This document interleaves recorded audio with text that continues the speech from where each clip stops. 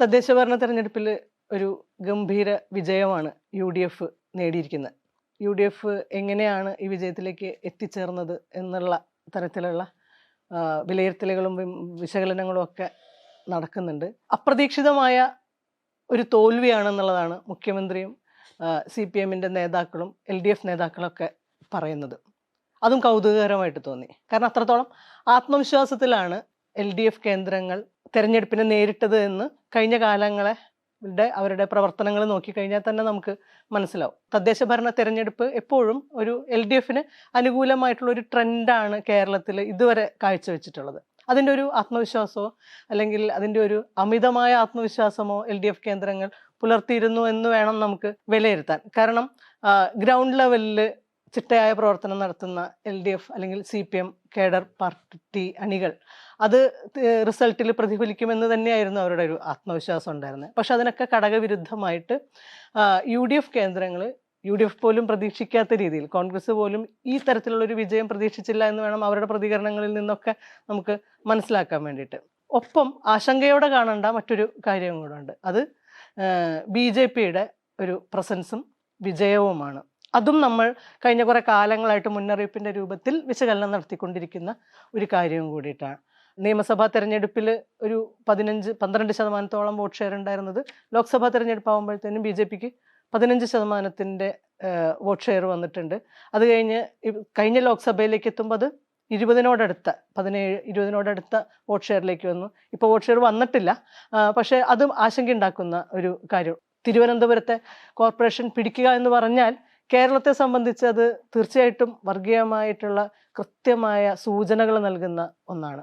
Rajeev ചന്ദ്രശേഖറിൻ്റെ പ്രതികരണമൊക്കെ target ചെയ്ത മണ്ഡലങ്ങളിൽ, അങ്ങനെ എനിക്ക് തോന്നിയിട്ടുള്ളത്, ടാർഗറ്റ് ചെയ്ത മണ്ഡലങ്ങളിൽ അല്ലെങ്കിൽ ടാർഗറ്റ് ചെയ്ത പ്രദേശങ്ങളിൽ, മണ്ഡലം എന്നുള്ളതിനേക്കാൾ കൂടുതൽ ടാർഗറ്റ് ചെയ്ത പ്രദേശങ്ങളിൽ കൂടുതൽ ഗംഭീരമായിട്ട് വർക്ക് ചെയ്യുകയും ഗ്രൗണ്ട് ലെവലിൽ വർക്ക് ചെയ്യുകയും അതിന് റിസൾട്ട് ഉണ്ടാക്കുകയും ചെയ്യുന്ന രീതിയിലുള്ള ഒരു പ്രവർത്തനം തന്നെയാണ് BJP കാഴ്ചവെച്ചിട്ടുള്ളത്. നമ്മൾ 7000 സീറ്റുകളിൽ BJPക്ക് സ്ഥാനാർത്ഥികളെ ഉണ്ടായില്ല എന്നുള്ളത് വിമർശനാത്മകമായിട്ട് പറയുമ്പോഴും കേരളത്തിൽ വിസിബിലിറ്റി ഉണ്ടാക്കാൻ അല്ലെങ്കിൽ കൃത്യമായിട്ട് മത്സരിക്കാൻ പറ്റുന്ന സ്ഥലങ്ങളിൽ മുഴുവൻ മത്സരിക്കുക എന്നുള്ളതും അതിന് മാക്സിമം റിസൾട്ട് ഉണ്ടാക്കുക എന്നുള്ളതും അവരുടെ കേന്ദ്രത്തിലെ ആ ഭരണത്തിൻ്റെയൊക്കെ ഒരു പിൻബലത്തിൽ കൃത്യം ടാർഗറ്റ് വെച്ച് പണമൊഴുക്കി വർഗീയത ഏതൊക്കെ തരത്തിൽ ഉപയോഗിക്കാൻ പറ്റുമോ അത്തരത്തിലുള്ള എല്ലാ ഡിവൈഡ്സും ഉണ്ടാക്കി രാഷ്ട്രീയം പറഞ്ഞ് കേന്ദ്രത്തിൻ്റെ വികസന നയങ്ങളെ കേരളത്തിൽ ഇംപ്ലിമെൻറ്റ് ചെയ്യാൻ വേണ്ടിയിട്ടുള്ളൊരു റോഡായിട്ട് വർക്ക് ചെയ്യാൻ വേണ്ടി പറ്റുന്ന രീതിയിൽ നമുക്കിവിടെ പ്രസൻസ് ഉണ്ടാക്കണം എന്നുള്ള പലതരം അനുകൂല ഘടകങ്ങൾ BJP നേതൃത്വത്തിൻ്റെ അത് കൃത്യമായിട്ട് അവർ റിസൾട്ട് ഉണ്ടാക്കി എന്ന് വേണം. അത് സത്യത്തിൽ ഞെട്ടിപ്പിക്കുന്നതാണ്. കാരണം 45 വർഷത്തോളം ഭരിച്ച ഒരു കോർപ്പറേഷനെ അപ്രതീക്ഷിതം എന്ന് CPM കേന്ദ്രങ്ങൾ പറയുമ്പോഴും അതിനുള്ള ഗ്രൗണ്ട് അവിടെ ഒരുങ്ങിയിരുന്നു എന്നുള്ളത് തന്നെയാണ് മനസ്സിലാക്കുന്നത്. രാഷ്ട്രീയമായിട്ട് വേണം ഇതിനെ കാണേണ്ടതെന്ന് തോന്നുന്നു. കാരണം രാഷ്ട്രീയത്തിൻ്റെ ഒരു തുടർച്ചയുണ്ട്. ഒരുപക്ഷെ ഇടതുപക്ഷ കേന്ദ്രങ്ങൾ കാണാതെ പോയിട്ടുള്ള ഒരുപാട് ഇൻറോഡ്സ് BJP ഉണ്ടാക്കുന്നുണ്ട്. അടിത്തട്ടിലെ രാഷ്ട്രീയം മാറുന്നത് മനസ്സിലാവാതെ പോയിട്ടുണ്ട്. അടിത്തട്ടിലെ വർഗീയ രാഷ്ട്രീയത്തിൻ്റെ സമവാക്യങ്ങൾ മാറുന്നത് അറിയാതെ പോയിട്ടുണ്ട്. എന്താണ് ഇപ്പോൾ ഈ തിരുത്തും എന്ന് പറഞ്ഞിട്ടുള്ള LDFന്റെ ഭാഗത്തു നിന്ന് വന്നിട്ടുള്ള പ്രതികരണം വളരെ പ്രധാനപ്പെട്ട ഒന്നാണ്. ദേശീയമാനയുടെ ഇന്നത്തെ ലീഡും തിരുത്തും മുന്നേറും എന്നാണ്. അതായത് തിരുത്താനുള്ള കാര്യങ്ങളുണ്ട് എന്നുള്ളൊരു സമ്മതം കൂടിയാണ് LDFന്റെ ഭാഗത്തു നിന്ന്. അതായത് മുഖ്യമന്ത്രി പിണറായി വിജയൻ പറയുന്നത് തിരുത്തുമെന്നാണ്. LDF കൺവീനർ പറയുന്നു, CPMന്റെ സെക്രട്ടറി MV ഗോവിന്ദൻ പറയുന്നു. അപ്പോൾ സർക്കാർ തലത്തിൽ തിരുത്തേണ്ട കാര്യങ്ങളുണ്ട്, മുന്നണി സംവിധാനത്തിൽ തിരുത്തേണ്ട കാര്യങ്ങളുണ്ട്, പാർട്ടി സംവിധാനത്തിൽ തിരുത്തേണ്ട കാര്യങ്ങളുണ്ട്. അപ്പോൾ നമുക്കറിയാം അതൊരു ഈ രണ്ടാമത്തെ പ്രധാനമായിട്ടും LDF ഇത്തവണ മത്സരിച്ചത് സംസ്ഥാന സർക്കാരിൻ്റെ ഭരണ നേട്ടങ്ങൾ മുന്നിൽ വെച്ചുകൊണ്ടാണ്. പ്രധാനമായിട്ടും അവർ ഇലക്ഷന് തൊട്ട് മുൻപ് പ്രഖ്യാപിച്ചിട്ടുള്ള ക്ഷേമ ആനുകൂല്യ പദ്ധതികൾ, അതായത് സ്ത്രീകൾക്ക് വേണ്ടിയുള്ള പദ്ധതികൾ, ക്ഷേമ പെൻഷനുകളുടെ വർധനവ്, അങ്ങനെയൊക്കെയുള്ള വളരെ ആനുകൂല്യങ്ങളിൽ ഊന്നിക്കൊണ്ടുള്ള ഒരു തരം വെൽഫെയർ സംഭവമാണ് മുന്നോട്ട് വെച്ചത്. അത് തന്നെയാണ് ക്യാമ്പയിനിലെ പ്രധാനപ്പെട്ട വിഷയമായിട്ട് ഉയർത്തിപ്പിടിച്ചതും. പക്ഷേ നമ്മൾ കാണേണ്ടത് ഈ തദ്ദേശ തെരഞ്ഞെടുപ്പിൽ വോട്ടിംഗ് സാധാരണ നടക്കുക അടിസ്ഥാന വിഷയങ്ങൾ ഊന്നിക്കൊണ്ടുള്ള ഒരു ക്യാമ്പയിനാണ് നടക്കുക. അപ്പോൾ ഈ ജനങ്ങൾ അനുഭവിക്കുന്ന ഒരു കാര്യം വിട്ടുപോയത് അതിദാരിദ്ര്യ വിമുക്ത പ്രഖ്യാപനം അത് ഭയങ്കരമായിട്ട് ആ സമയത്ത് ആഘോഷിച്ച സംഭവമാണ്. പക്ഷേ ഈ തദ്ദേശ തെരഞ്ഞെടുപ്പിൽ ജനങ്ങൾ വോട്ട് ചെയ്യുന്നത് അടിസ്ഥാന പ്രശ്നങ്ങൾ ഊന്നിക്കിട്ടാണ്. അപ്പോൾ ഈ ആനുകൂല്യ വിതരണത്തിനേക്കാളും ഈ അതിദാരിദ്ര്യമുക്ത പ്രഖ്യാപനത്തിനേക്കാളും ഒക്കെ അടിസ്ഥാന തലത്തിൽ മനുഷ്യരെ അഭിമുഖീകരിക്കുന്ന പ്രശ്നങ്ങളും വിഷയങ്ങളും ഉണ്ടെന്നുള്ളതിൻ്റെ ഒരു കൃത്യമായിട്ടുള്ള ഒരു മുന്നറിയിപ്പാണ് ജനങ്ങൾ LDF കൊടുത്തത്. ഭരണവിരുദ്ധ വികാരം എന്ന് നമ്മൾ പറയുമ്പോൾ ഈ വിഷയത്തിനെ കൂടിയാണ്. അതായത് അടിത്തട്ടിലെ മനുഷ്യർ അനുഭവിക്കുന്ന വിഷയങ്ങളായിട്ട് തന്നെ പ്രശ്നങ്ങളായിട്ട് തന്നെ നിലനിൽക്കുന്നുണ്ട്. അത് രൂക്ഷമായിട്ടേ ഉള്ളൂ എന്നുള്ളൊരു മുന്നറിയിപ്പ് കൂടിയിട്ടാണ് എനിക്ക് തോന്നുന്നത്. അതിനെയാണ് നമ്മൾ വിരുദ്ധ വികാരം എന്നുള്ള ഒരു ഇതിലേക്ക് കൂടി കൊണ്ടുവന്നു കഴിഞ്ഞാൽ ഡിഫെൻഡ് ചെയ്യാൻ കഴിയുക. ഇപ്പോൾ ജനക്ഷേമ പ്രവർത്തനം എന്ന് പറയുന്നതും ജനകീയമായിട്ടുള്ള വികസന പ്രവർത്തനങ്ങൾ എന്നൊക്കെ പറയുന്നതിൻ്റെ മറവിൽ ഈ വെൽഫെയർ പൊളിറ്റിക്സ് അടിച്ചേൽപ്പിക്കാനുള്ള, ജനങ്ങളുടെ മുന്നിൽ അടിച്ചേൽപ്പിച്ച് അത് എൻകാഷ് ചെയ്യാനുള്ള ഒരു ശ്രമത്തിന് നൽകിയിട്ടുള്ള ഒരു മുന്നറിയിപ്പാണ്. ഇപ്പോൾ MM മണിയുടെ ഒക്കെ പ്രസ്താവനകൾ നോക്കിയാൽ അറിയാം, ജനങ്ങളെ അധിക്ഷേപിക്കുന്ന തരത്തിലുള്ള പ്രസ്താവനയാണ്. ശരിക്കും അത് തന്നെയാണ് LDF ഉള്ളിലുണ്ടായിരുന്നത്. അല്ലെങ്കിൽ പിന്നെ ഈ പെൻഷൻ വർദ്ധിപ്പിച്ചത് ഒക്കെ ഒരു ക്യാമ്പയിൻ വിഷയമായിട്ട് ഉയർത്തിക്കൊണ്ട് വരില്ലായിരുന്നു. അങ്ങനൊരു മനോഭാവം ഉണ്ടായിരുന്നില്ലെങ്കിൽ MM മണിയുടെ ഉള്ളിൽ വർക്ക് ചെയ്തിട്ടുള്ള അതേ മനോഭാവത്തിലാണ് LDF ഇത്തവണ ജനങ്ങളുടെ മുന്നിൽ ഒരു മുന്നണി എന്നുള്ള രീതിയിലും സർക്കാർ എന്നുള്ള രീതിയിലും പാർട്ടി എന്ന രീതിയിലും ഉണ്ടായിരുന്നത്. അപ്പോൾ അതിനോടുള്ള വളരെ ശക്തമായിട്ടുള്ള, അതായത് ഇത്തരം ആനുകൂല്യങ്ങളല്ല ഞങ്ങൾക്ക് വേണ്ടത്, അടിസ്ഥാനതല പ്രശ്നങ്ങൾ ഇഷ്ടം പോലെയുണ്ട്, പലതരത്തിലുണ്ട്, അത് അഡ്രസ്സ് ചെയ്യപ്പെടേണ്ടതാണ്, അത് അഡ്രസ്സ് ചെയ്യപ്പെട്ടിട്ടില്ല എന്നുള്ള ഒരു ഭരണത്തിനും പാർട്ടിക്കും ഒക്കെയുള്ള ഒരു മുന്നറിയിപ്പാണ് ആയിട്ടാണ് ഈ ഇലക്ഷനെ റിസൾട്ടിനെ അനലൈസ് ചെയ്യാൻ കഴിയാൻ തോന്നുന്നു. പൊതുവിൽ ഈ തെരഞ്ഞെടുപ്പിന്റെ ഒരു ഫലം നോക്കുമ്പോൾ എനിക്ക് മനസ്സിലായിട്ടുള്ള ഒരു കാര്യം, അതായത് കൃത്യമായ ഭരണവിരുദ്ധ വികാരം ഉണ്ടായിരുന്നു. അത് തദ്ദേശ സ്ഥാപനങ്ങൾ ഭരിക്കുന്നത് ഇടതുപക്ഷമായിരുന്നു. അതുപോലെ തന്നെ സംസ്ഥാനം 10 വർഷമായിട്ട് സംസ്ഥാനം ഭരിക്കുന്നത് ഇടതുപക്ഷം എന്നുള്ള രീതിയിൽ 2 തരത്തിലുള്ള ഭരണവിരുദ്ധ വികാരം കൃത്യമായിട്ട് പ്രതിഫലിച്ച ഒരു തെരഞ്ഞെടുപ്പ് റിസൾട്ടാണിത്. പക്ഷേ ഇത് യഥാർത്ഥത്തിൽ CPM-നോ CPI-ക്കോ ഇടതുപക്ഷ മുന്നണിക്ക് കൃത്യമായും ഇത് മനസ്സിലാക്കാൻ സാധിച്ചിരുന്നില്ല എന്നാണ് എനിക്ക് തോന്നുന്നത്. കാരണം UDF ആണെന്നുണ്ടെങ്കിലും BJP ആണെന്നുണ്ടെങ്കിലും വളരെ സ്ട്രാറ്റജിക് ആയിട്ടാണ് ഇത്തവണ. ഇപ്പോൾ UDF-ന്റെ കാര്യം നോക്കുകയാണെന്നുണ്ടെങ്കിൽ ഇപ്പോൾ കോഴിക്കോട് UDF-നെ സംബന്ധിച്ചിടത്തോളം വലിയ പ്രതീക്ഷ നമ്മൾ ആദ്യം കാണുന്ന ഒരു കോർപ്പറേഷൻ അല്ല. പക്ഷേ കൃത്യമായി സ്ഥാനാർത്ഥികളെ നിർണ്ണയിച്ചാണ് അവർ ഇവിടെ നിന്നത്. ഇപ്പോൾ തിരുവനന്തപുരം 10 വാർഡുകൾ 10 ഡിവിഷനുകളാണ് കഴിഞ്ഞ തെരഞ്ഞെടുപ്പിൽ കോൺഗ്രസിനുണ്ടായിരുന്നത്. അവിടെ അതുപോലെ തന്നെ ശബരിനാഥനെയൊക്കെ മുന്നിൽ നിർത്തി നല്ലൊരു ടീമിനെ വെച്ചിട്ടാണ് UDF വർക്ക് ചെയ്തത്. കൊച്ചിയിലാണെന്നുണ്ടെങ്കിലും അതെ, ദീപ്തി മേരി വർഗീസിനെ പോലെയുള്ള അവിടുത്തെ നല്ല നേതാക്കളെ മുന്നിൽ നിർത്തിയിട്ട് വളരെ സ്ട്രാറ്റജിക് ആയിട്ടാണ് UDF സ്ഥാനാർത്ഥി നിർണയം വരെ നടത്തിയത്. സാധാരണഗതിയിൽ പലപ്പോഴും സ്ഥാനാർത്ഥി നിർണയത്തിലെ പ്രശ്നങ്ങൾ, അതുപോലെ വിമത ശല്യം, ഇതൊക്കെയാണ് UDF-നെ വല്ലാതെ ബാധിക്കാറുള്ളത്. അതൊക്കെ പരിഹരിച്ച് സംഘടനാപരമായിട്ട് കെട്ടുറപ്പോടു കൂടിയാണ് ശരിക്കും പറഞ്ഞു കഴിഞ്ഞാൽ ഇത്തവണത്തെ തെരഞ്ഞെടുപ്പിനെ UDF നേരിട്ടത്. അതിന്റെ റിസൾട്ട് അവർക്ക് ഉണ്ടാക്കാൻ പറ്റി. BJP-യെ സംബന്ധിച്ചിടത്തോളം തിരുവനന്തപുരം കോർപ്പറേഷൻ പിടിക്കും എന്ന് പറഞ്ഞിട്ടാണ് BJP നിന്നത്. ഒരു തരത്തിൽ പറഞ്ഞു കഴിഞ്ഞാൽ BJP വളരെ ഗൗരവത്തോടു കൂടി നമ്മൾ കാണേണ്ട അതാണ് എന്നുള്ള ഒരു റിസൾട്ടാണ് ഇത്. പലപ്പോഴും പറയും മാധ്യമങ്ങളാണ് BJP-ക്ക് വിസിബിലിറ്റി ഉണ്ടാക്കുന്നത്, കേരളത്തിലെ ഒരു 3ാം മുന്നണി എന്നുള്ള രീതിയിലോ അല്ലെങ്കിൽ ഒരു 3ാമത്തെ കക്ഷി എന്നുള്ള നിലയിലോ ഒന്നും BJP-യെ കാണാറായിട്ടില്ല എന്ന് പറയും. പക്ഷെ അതൊന്നും അല്ല. കഴിഞ്ഞ ലോക്സഭാ തെരഞ്ഞെടുപ്പിൽ തൃശ്ശൂർ പിടിക്കുമെന്ന് പറഞ്ഞു, തൃശ്ശൂർ പിടിച്ചു. തിരുവനന്തപുരത്ത് വലിയ മികച്ച പ്രകടനം നടത്തി, ആറ്റിങ്ങൽ മികച്ച പ്രകടനം നടത്തി. ഇത്തവണ തിരുവനന്തപുരം പിടിക്കുന്നു പറഞ്ഞു, കൃത്യമായി തിരുവനന്തപുരം പിടിച്ചു. ശരിക്കും തൃശ്ശൂരാണ് അവർക്കൊരു എന്താ പറയുക, പ്രതീക്ഷിച്ച രീതിയിലുള്ള ഒരു മെച്ചം ഇല്ലാതെ പോയത്. അതുപോലെ തന്നെ പഞ്ചായത്തുകളിൽ പോലും BJP-ക്ക് മെച്ചം ഉണ്ടാക്കാൻ പറ്റി. അപ്പോൾ കൃത്യമായി അങ്ങനെ ഇപ്പോൾ ഒരു സ്ട്രാറ്റജിക് ആയിട്ടുള്ള ഒരു വർക്കാണ് BJP നടത്തിയിട്ടുള്ളത്. അതിനെ ഗൗരവത്തോടു കൂടി കാണുകയും ആ പൊളിറ്റിക്സിനെ എക്സ്പോസ് ചെയ്ത് അതിനെ എതിരിടുകയും ചെയ്യുക എന്നുള്ളതാണ് ഇപ്പൊ കേരളത്തിലെ ഇടത് വലത് മുന്നണികൾ ശരിക്കും ചെയ്യേണ്ടത് എന്നുള്ളതാണ് ഈ ഒരു റിസൾട്ടിൽ നിന്ന് മനസ്സിലാക്കാൻ സാധിക്കുന്നത്. ഇപ്പോൾ ശ്രീജിത്ത് പറഞ്ഞ UDF-ന്റെ കാര്യം പറഞ്ഞല്ലോ, അതിനോട് എനിക്കൊരു ചെറിയൊരു അഭിപ്രായ വ്യത്യാസമുള്ളത്. UDF ഇപ്പോൾ VD സതീശനൊക്കെ പറയുന്ന ടീം UDF ആണ് വർക്ക് ചെയ്തത് എന്നുള്ളത്. പക്ഷേ അത്രത്തോളം ശക്തമായിരുന്ന ഒരു മുന്നണി എന്നുള്ള രീതിയിൽ UDF എന്നുള്ള സംശയമാണ്. ഈ തദ്ദേശ സ്വയംഭരണ തെരഞ്ഞെടുപ്പിൻ്റെ പല പഞ്ചായത്തുകളിലും പല നഗരസഭകളിലും അതിശക്തമായുള്ള വിമതന്മാരുടെ സാന്നിധ്യം ഉണ്ടായിരുന്നു. അന്യോന്യം മത്സരിക്കുന്ന ഒരു മുന്നണിയിലെ പാർട്ടികൾ തമ്മിൽ മത്സരിക്കുന്ന ഒരു ഇതുണ്ടായിരുന്നു, സാഹചര്യം ഉണ്ടായിരുന്നു. മാത്രമല്ല പലതരം വിവാദങ്ങളിൽപ്പെട്ട് അവസാന സമയം വോട്ടിങ്ങിനെ സ്വാധീനിക്കുന്ന തരത്തിലുള്ള പലതരം വിവാദങ്ങളിൽ പെട്ട് ഉഴലുന്നൊരു സാഹചര്യം ഉണ്ടായിരുന്നു. പിന്നെ പ്രതിപക്ഷം എന്നുള്ള രീതിയിൽ എനിക്ക് തോന്നുന്നത് എൻ്റെ ഒരു അഭിപ്രായത്തിൽ ഏറ്റവും മോശം പ്രതിപക്ഷമാണ് കേരളത്തിൽ ഇപ്പോൾ ഉള്ളത്, നിലനിൽക്കുന്നത്. അതായത് ഇത്രയും വിമർശിക്കപ്പെടേണ്ട ഒരു ഭരണകൂട സർക്കാർ കേരളത്തിൽ ഭരിക്കുമ്പോൾ അതിനൊത്തവണ്ണമുള്ള ഒരു വിമർശനം ഉയർത്താൻ കഴിയാതിരിക്കുന്ന ദുർബലമായിട്ടുള്ള ഒരു പ്രതിപക്ഷം എന്നുള്ള രീതിയിലാണ് UDF മുന്നോട്ട് വെച്ചിരുന്നത്. എന്നിട്ടും പ്രതിപക്ഷത്തിന് ജനങ്ങൾ തിരഞ്ഞെടുത്തതിന് പിന്നിൽ അതിലാണ് ശശി തരൂരൊക്കെ പറഞ്ഞ ശരിക്കും റിയൽ ജനാധിപത്യത്തിൻ്റെ ഒരു സൗന്ദര്യം പ്രകടമാകുന്നത് അതിനെയാണ് വിശേഷിപ്പിക്കേണ്ടത്. അതായത് ഇത്രയും ദുർബലമായിട്ട് കൂടി പ്രതിപക്ഷത്തിലെ വോട്ട് കിട്ടുക എന്നുള്ളത് ഭരിക്കുന്ന സർക്കാരിനെതിരായിട്ടുള്ള എത്രമാത്രം രോഷം ജനങ്ങൾക്കുണ്ടെന്നുള്ളതിൻ്റെ ഒരു പ്രകടമായിട്ടുള്ള ഉദാഹരണമാണ്. ഇപ്പോൾ ഇലക്ഷൻ ഇത് നോക്കിയാൽ അറിയാം, ചില മേഖലകളിൽ മാത്രമല്ല. അതായത് ഈ തദ്ദേശ തെരഞ്ഞെടുപ്പിൻ്റെ ഫലത്തിന് നമ്മൾ കേരളത്തിൻ്റെ സമഗ്രമായിട്ടുള്ള ഒരു ഫലമായിട്ട് മാറുന്നത് എന്തുകൊണ്ടാണെന്ന് വെച്ചാൽ, ഇപ്പോൾ തെക്ക് മേഖല, വടക്കൻ മേഖല, മധ്യമേഖല അങ്ങനെയൊന്നും അല്ലല്ലോ. ഇപ്പോൾ തിരുവനന്തപുരം മുതൽ കാസർഗോഡ് വരെയുള്ള എല്ലാ മേഖലകളിലും എല്ലാ ജനവിഭാഗങ്ങൾ, അത് സാമുദായിക വിഭാഗങ്ങളായിക്കോട്ടെ വർഗപരമായിട്ടുള്ള വിഭാഗങ്ങളായിക്കോട്ടെ, എല്ലാത്തരം വോട്ടിംഗ് തലങ്ങളിലും ഈ UDF അനുകൂലമായിട്ടുള്ളൊരു ഒരു ഒരു ഒരു പാറ്റേൺ രൂപപ്പെട്ടിട്ടുണ്ട്. അത് ചില പഞ്ചായത്തുകളിലോ കോർപ്പറേഷനുകളോ മാത്രം പ്രവണതയൊന്നുമല്ല.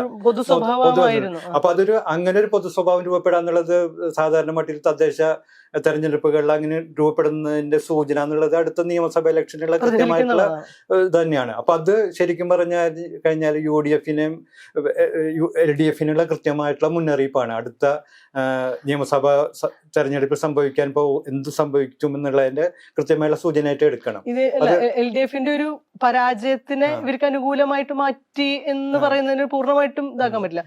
ശ്രീജിത്ത് പറഞ്ഞതുപോലെ കൃത്യമായ ഒരു പ്ലാനോട് കൂടി തന്നെയാണ് UDF വർക്ക് ചെയ്തിരുന്നതെന്ന് കാണാൻ പറ്റും. അതിൽ ഒരു ഉദാഹരണം, ഇപ്പൊ കഴിഞ്ഞ ലോക്സഭാ തെരഞ്ഞെടുപ്പ് കാലം മുതൽ LDF ഇട്ട് കൊടുക്കുന്ന വിവാദ വിഷയങ്ങളിൽ കയറി കൊത്താതിരിക്കാനുള്ള ഒരു സ്ട്രാറ്റജി രൂപപ്പെട്ടിട്ടുണ്ട് എന്നുള്ളത് തോന്നിയിട്ടുണ്ട്. അത് അവർ ഈ തെരഞ്ഞെടുപ്പിലും കൃത്യമായിട്ട്, അതായത് കെ സുധാകരനെ പോലുള്ള ആളുകളൊക്കെ അബറേഷൻസ് സംഭവിച്ചിട്ടുണ്ട്, അല്ലെങ്കിൽ അതൊക്കെ ഉണ്ടെങ്കിൽ പോലും ഒരു പാർട്ടി എന്നുള്ള രീതിയിൽ വലിയ വിവാദങ്ങളിലേക്ക് അല്ലെങ്കിൽ അത്തരം വിഷയങ്ങളിലേക്ക് ചർച്ചയെ മാധ്യമങ്ങളും അല്ലെങ്കിൽ CPMന്റെ സൈബർ വിങ്ങും നേതൃത്വം തന്നെയും വഴിമാറ്റാൻ ശ്രമിക്കുമ്പോഴൊക്കെ അതിനെ കൃത്യമായിട്ട് അതിൽ വീണു പോവാതിരിക്കാനുള്ള തന്ത്രപരമായിട്ടുള്ള ഒരു നീക്കം UDFന്റെ ഭാഗത്തു നിന്ന് ഉണ്ടായിട്ടുണ്ടെന്ന് തോന്നുന്നു. അത് നമുക്ക് ലേറ്റസ്റ്റ് ആയിട്ടുള്ള സംഗതികൾ നോക്കുമ്പോൾ തന്നെ മനസ്സിലാവും. ഒന്നുകിൽ അതിൽ നിന്ന് കൃത്യമായ നടപടി എടുത്തുകൊണ്ട് മാറി നിൽക്കുക, പല നിശബ്ദരാവേണ്ട സമയങ്ങളിൽ നിശബ്ദരാവുക, വിവാദങ്ങളെ തൊടാതിരിക്കുക എന്നുള്ളൊരു സ്ട്രാറ്റജി നിൽക്കുന്നുണ്ട്. പിന്നെ ഗ്രൗണ്ട് ലെവലിലുള്ള വർക്ക് എന്ന് പറയുന്നത് അത് പൂർണ്ണമായിട്ടും നടന്നിട്ടില്ല എന്നും പറയാൻ പറ്റില്ല.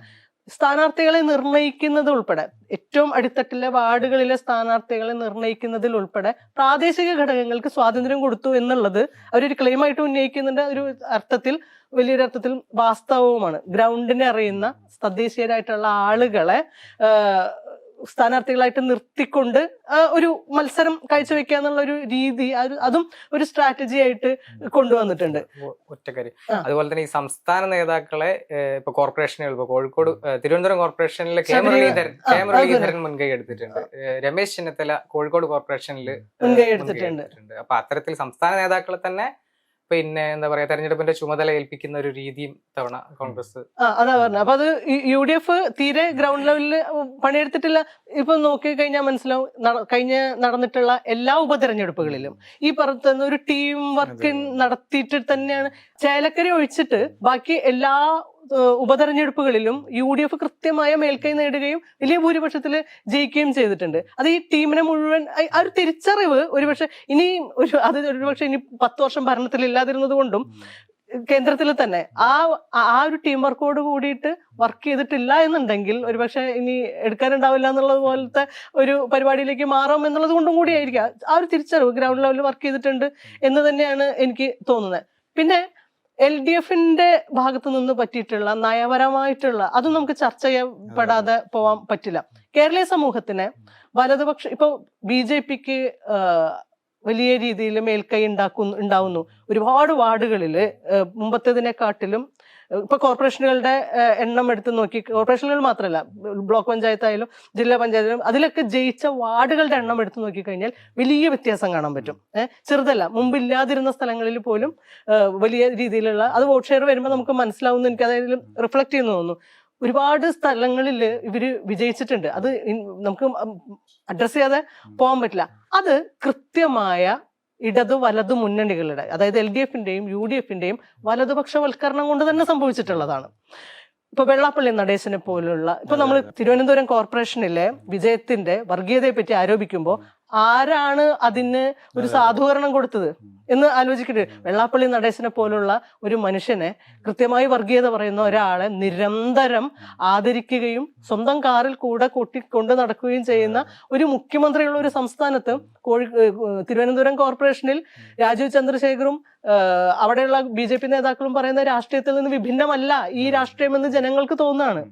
ഒപ്പം ശബരിമല എന്ന് പറയുന്ന ഒരു വിഷയം, അതിനകത്ത് CPM എടുത്ത കുറ്റകരമായ അനാസ്ഥയുണ്ട്, കൃത്യമായിട്ടും കുറ്റകരമായ അനാസ്ഥയുണ്ട്. അതിനകത്ത് പിടിക്കപ്പെട്ട് ജയിലിൽ പോയ മനുഷ്യരെ ഏതെങ്കിലും പാർട്ടി ഘടകത്തിൽ നിന്ന് മാറ്റി നിർത്താനുള്ള സാമാന്യ വിവേകം, ജാഗ്രത ഇപ്പോഴും കാണിച്ചിട്ടില്ല എന്നുള്ളതാണ്. അത് മാത്രമല്ല, ആഗോളയ്യപ്പ സംഗമം പോലെയൊക്കെ ഒരു മതബോധം ഊട്ടി വളർത്തുന്ന തരത്തിലുള്ള സാധനം ഒരു മതേതര സമൂഹത്തിൽ പ്രതിഷ്ഠിക്കാൻ നടത്തിയുള്ള ശ്രമം അത്യന്തം അപകടകരമാണ്. അതാണ് ഈ വലതുപക്ഷവൽക്കരണം എന്ന് പറയുന്നത്. അല്ലെങ്കിൽ BJP ആഗ്രഹിക്കുന്ന, BJP വിചാരിച്ചിട്ട് നടക്കാതിരുന്ന, അങ്ങനെയും കൂടെ പറയണം, BJP ഇത്രയും കാലം പണിയെടുത്തിട്ട് നടക്കാതിരുന്ന വലതുപക്ഷവൽക്കരണവും ഹൈന്ദവതയും, ഹിന്ദുത്വ എന്ന് പറയുന്നതിനെക്കാട്ടിലും ഹൈന്ദവതയുടെ ഒരു അന്തരീക്ഷത്തെ ഏറ്റവും ഗംഭീരമായിട്ട് ഇവിടെ എക്സിക്യൂട്ട് ചെയ്യുന്നത് ഇത്രയും കാലം നമ്മൾ UDFനെ ആയിരുന്നു ആരോപിച്ചിരുന്നത്, അവരാണ് ചെയ്തിരുന്നതെന്ന്. പക്ഷെ അതിനേക്കാൾ പക്ഷെ പ്രശ്നം എന്താന്ന് വെച്ചാൽ ഈ ഒരു ഗെയിം പ്ലാനില് ഏറ്റവും നന്നായിട്ട് വിൻ ചെയ്യുക BJP തന്നെയായിരിക്കും. കാരണം അവര് പ്ലാൻ ചെയ്യുന്ന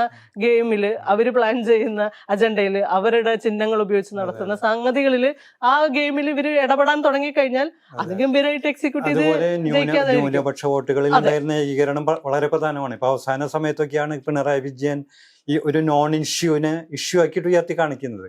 അത് യഥാർത്ഥത്തിൽ ഈ മുസ്ലിം ജനസാമാന്യത്തെ ഒരു അപരവൽക്കരിക്കുന്നതിന് തുല്യമായിട്ടുള്ള ഒരു ക്യാമ്പയിനാണ് LDF ഏറ്റെടുത്തത്. അതൊരിക്കലും ചെയ്യാൻ പാടില്ലാത്തതാണ്. അത് ശരിക്കും ഹിന്ദു വോട്ട് ബേസ് നഷ്ടപ്പെടുന്നു എന്നുള്ള ഒരു പേടിയിൽ നിന്നാണ് LDFനെ ആ രീതിയിലേക്ക് കുറെ അതൊരു അവര് നയപരമായിട്ടുള്ള ഒരു ഇലക്ഷൻ സ്ട്രാറ്റജി തന്നെയായിട്ട് മുന്നോട്ട് വെക്കുന്നുണ്ട്. അത് വളരെ അപകടം. ഇപ്പോ ഈ വോട്ടിംഗ് പാറ്റേൺ നോക്കിയാൽ അറിയാം, ഈ മലപ്പുറം പോലുള്ള, അതായത് വടക്കൻ ജില്ലകളിലെ മുസ്ലിം സ്വാധീന മേഖലകളൊക്കെ ഇവർക്ക് ഭയങ്കരമായിട്ടുള്ള LDFന് വളരെ വലിയ ചുവക്കുണ്ടായിട്ടുണ്ട്. അപ്പൊ അതൊരു പ്രധാനപ്പെട്ടതാണ്. അപ്പൊ അതായത് ഒരു ഈ പറഞ്ഞ പോലെ ഹിന്ദു വോട്ടുകൾ ഏത് രീതിയിലാണ് സംഘപരിവാറും BJPയും RSSും മുന്നോട്ട് വയ്ക്കുന്ന വർഗീയതയുടെ അതേ മാനേജ്മെന്റിലൂടെയാണോ ഹിന്ദു വോട്ടുകളെ ഏകീകരിക്കേണ്ടത്, അല്ലെങ്കിൽ ആ ഒരു ഐഡിയോളജി ഉയർത്തിപ്പിടിച്ചുകൊണ്ടാണോ അതിനെ ഏകീകരിക്കേണ്ടത് എന്നുള്ളൊരു വലിയ ഇഷ്യൂ LDFന് ഉത്തരം കാണാതെ LDFന് മുന്നിൽ ഇപ്പോഴും ഒരു നിലനിൽക്കുന്നുണ്ട്. അതാണ് വലിയൊരു അപകടം ആയിട്ട് തോന്നുന്നത്. കേരളത്തിൽ BJP വളർത്തുന്നത് കോൺഗ്രസ് ആണെന്നുള്ള ഒരു നാരേറ്റീവ് എപ്പോഴും പറയും. അതല്ല യാഥാർത്ഥ്യം ശരിക്കും തെളിയിക്കുന്ന ഒരു ചെറിയൊരു കണക്ക് പറയാം. അതായത് ഇപ്പോ കോർപ്പറേഷനുകളിലെ സീറ്റുകൾ, BJP കൂടിയ സീറ്റുകളുടെ കണക്ക്, അതായത് തിരുവനന്തപുരത്ത് 34 ആയിരുന്നത് 50-ലെത്തി, കൊല്ലത്ത് 6-ൽ നിന്ന് 12-ലെത്തി, കോഴിക്കോട് 7-ൽ നിന്ന് 13-ലെത്തി. അതായത് കൊല്ലത്തും കോഴിക്കോടും ഏകദേശം ഇരട്ടിയോളം സീറ്റുകൾ കിട്ടി. തിരുവനന്തപുരത്ത് 34-ൽ നിന്ന് 50-ലെത്തി, ഭരണവും പിടിച്ചു.